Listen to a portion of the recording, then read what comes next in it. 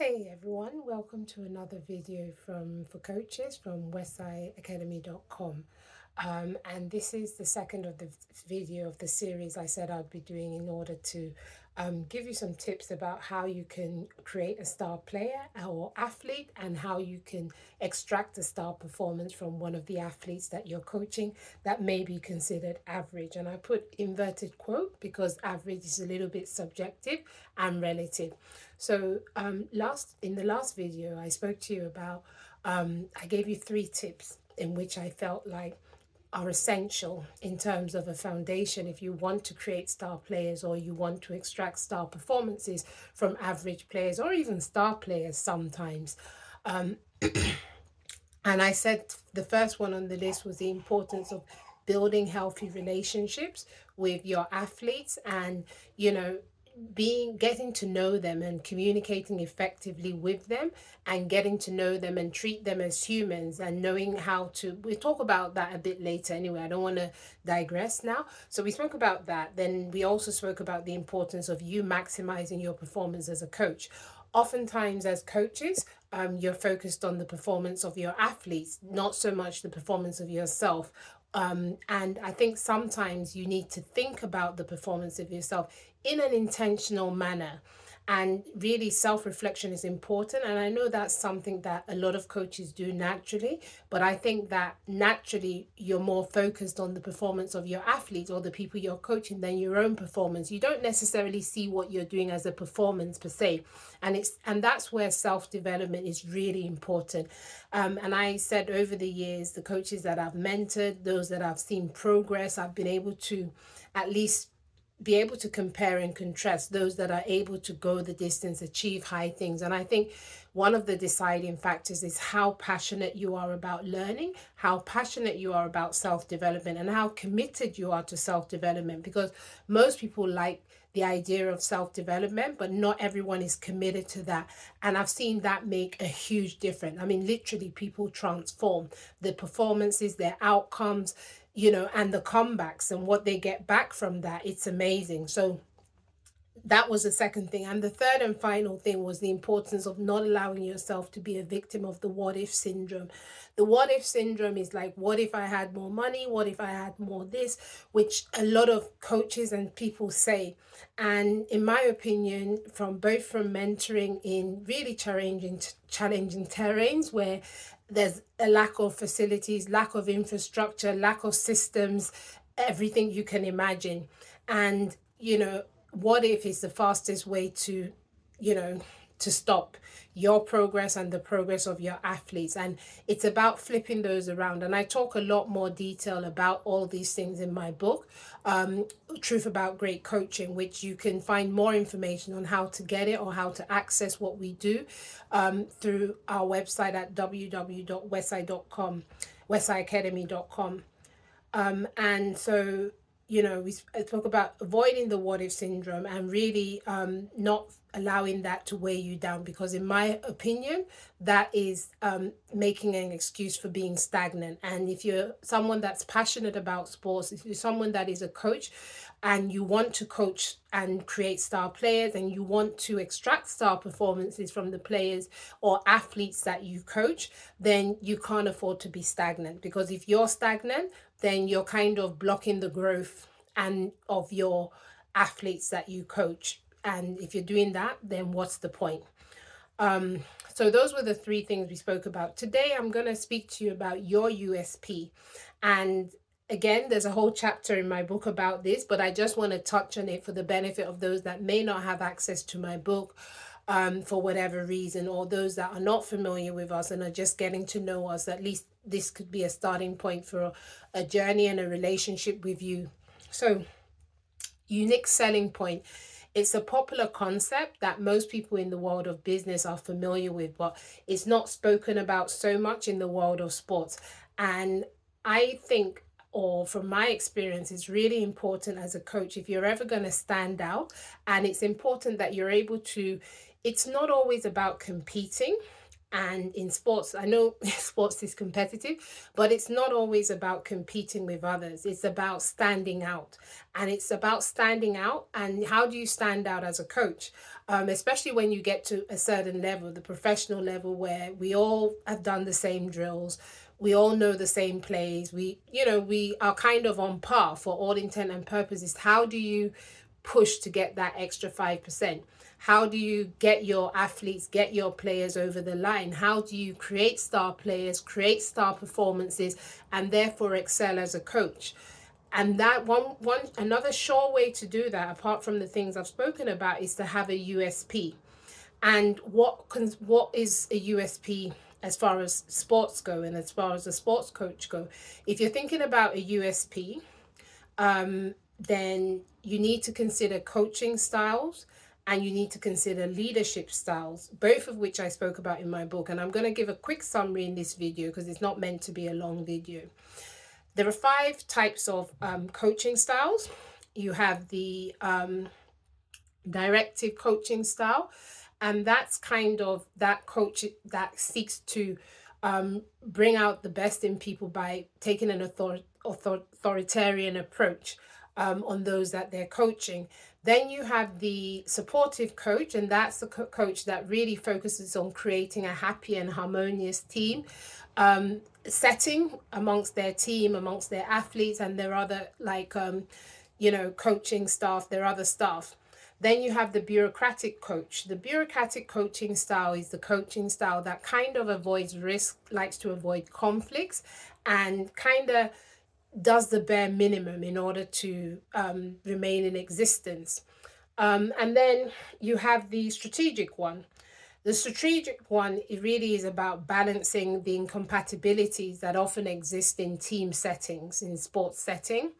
And then you have the collaborative approach, and that the collaborative approach is a very progressive approach because it is focused on emphasizing and building relationships and kind of encouraging people to come together, to work together in a collaborative way in order to get results. In reality, most people will probably have one style of coaching that dominates just by nature, that will probably kind of in alignment with your personality. The key is, so you probably will connect with most. And I think the key to kind of creating your USP is recognizing which one you kind of connect more with, and then thinking about how you can adapt that coaching style to infuse different elements of the coaching style, because all of them have their pros and cons.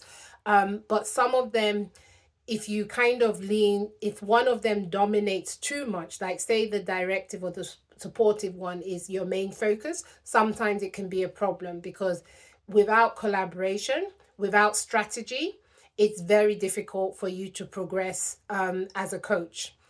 Whether you coach individual athletes or whether you coach team sports, you are going to likely have to work with a range of people. And so it's really important that you can work in a collaborative fashion and you can be strategic. But there are other elements of the other type styles of coaching that are also important to infuse. It's just that in my opinion, there are some that are probably better. You're probably better off if that's your dominant style of coaching. It's a bit like coaching is a talent, right? Just like playing any sport, you have to have a certain amount of talent.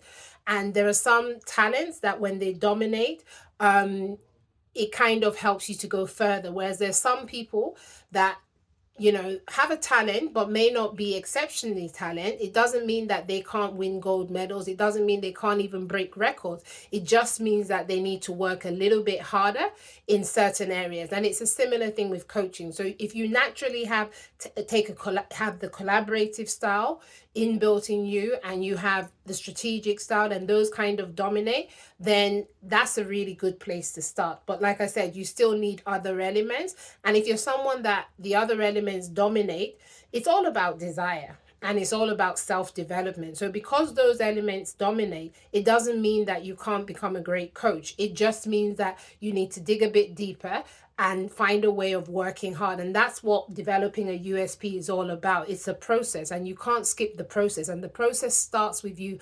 understanding your strengths as a coach, knowing yourself as a coach, knowing where you're strong, having an idea where you're weak, and trying to bring all those, the positive side of all those different styles we're speaking about, together. So that's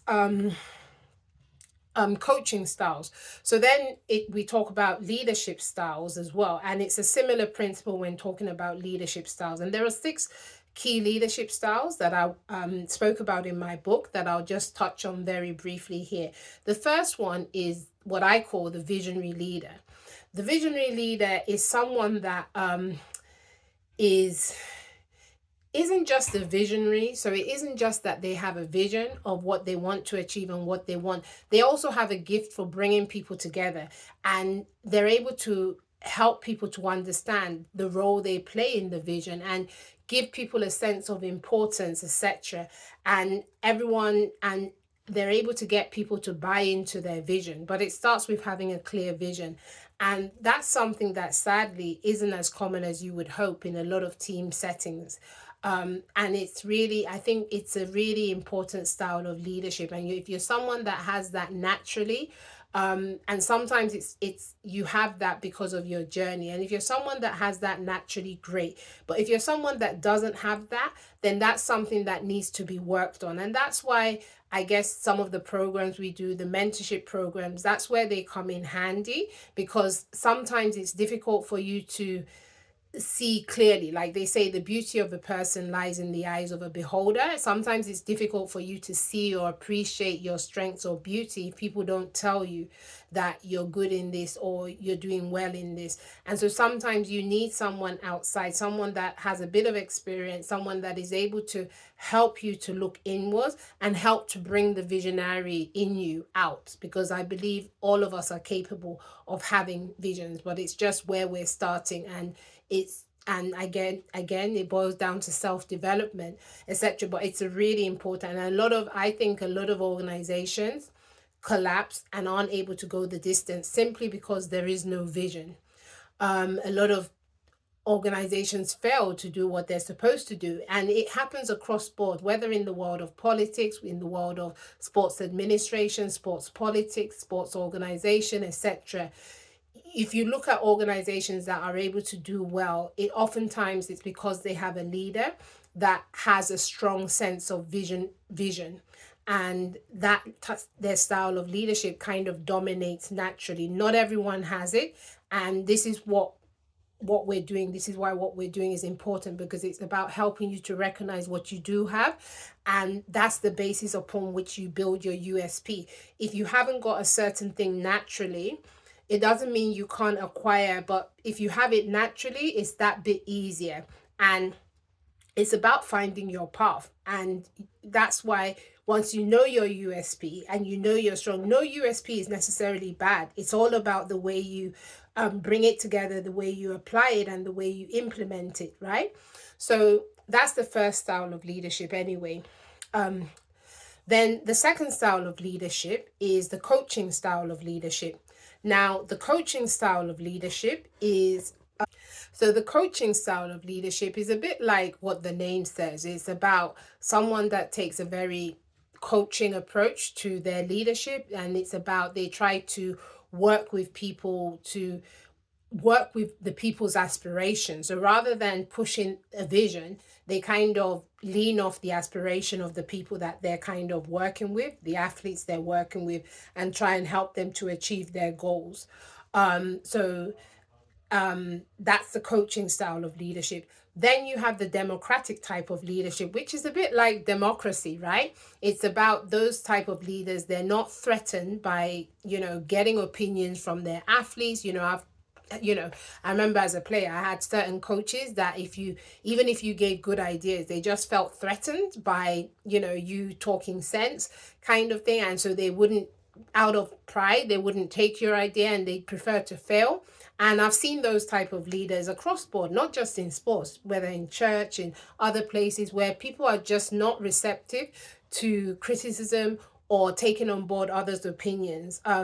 And that is kind of like, unlike that, the democratic the democratic leadership style kind of excels in that area, because the democratic leader is willing and actually asks for the opinions of those they're working with, and takes on board people's opinions. And that's a positive trait of leadership. It's definitely a positive trait of leadership to have.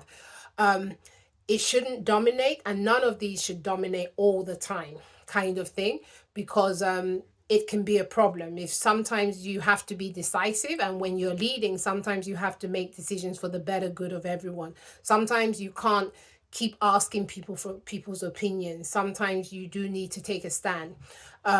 Then you have the affiliative type of leadership. The affiliative type of leadership I see as the kind of leadership that is a little bit romantic, because it's a type of leader that tries to be friends with those they coach, in the sporting world, certainly.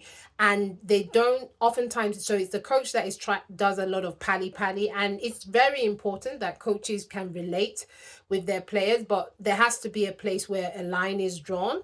You're not meant to be friends. You're meant to be a coach. It's a bit like when people say my mom is my best friend.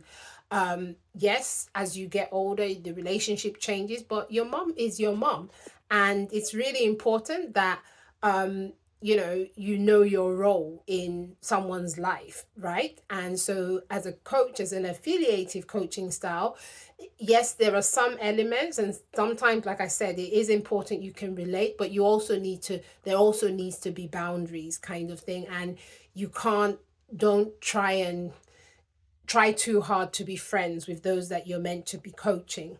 As a leader, as a leader, you can't always be friends with everybody that you are meant to be leading. You need to have a healthy relationship, and that healthy relationship, the nature of that healthy relationship will depend on the context and the setting. Um, so that's the affiliative type of leadership. Then we have the pace setting type of leadership, and that's like the pace setter, right? They have very high standards. They expect everyone to meet their standards in terms of leadership. Very ambitious, very goal driven, goal oriented. And again, that's a good thing in terms of achieving goals and results. But too much of it can sometimes be a problem, because sometimes their standards can be unrealistic, or their standards can just be too hard for someone to meet because of where that athlete is coming from. So say you have an average athlete, you're trying to extract a star performance, and you're being too hard. Sometimes you can like crush the athlete's spirit. Sometimes you can put them off. And so rather than bringing out the best in them, you bring out the worst in them. And I think that I had those experiences as a player, where I had some coaches that they just crushed my spirit, and with the best will in the world, I just couldn't perform. And I'm not one to blame, but looking back and understanding what I understand now, I know that those coaches, their coaching style was probably not the best, and probably there was room for improvement. And if they had a better coaching style, because if you have a talented athlete, it's there. Talent is talent. It doesn't go away. But that athlete's ability to perform in different situations is then somewhat dependent on the coach and the environment they're in. And that's where you as a coach come in, because you can mitigate against the challenges that can't be controlled in the environment, and you can bring out the best in that player or athlete, depending on how you communicate with them, depending on how you lead them, and depending on, this is where your coaching style, your USP, and everything comes into play. And if you're able to do that well, then you'll probably be able to extract a star performance. But if you can't do that well, then you will just end up disabling the player, killing their confidence. And we see it happen, even amongst the top players in top leagues, where their confidence just goes. And oftentimes, if you look deep, the coach has a role in that. Sometimes it's environmental, obviously. Sometimes environmental challenges are heavy, but I would probably say 8 out of 10 times, a lot of it has to do with how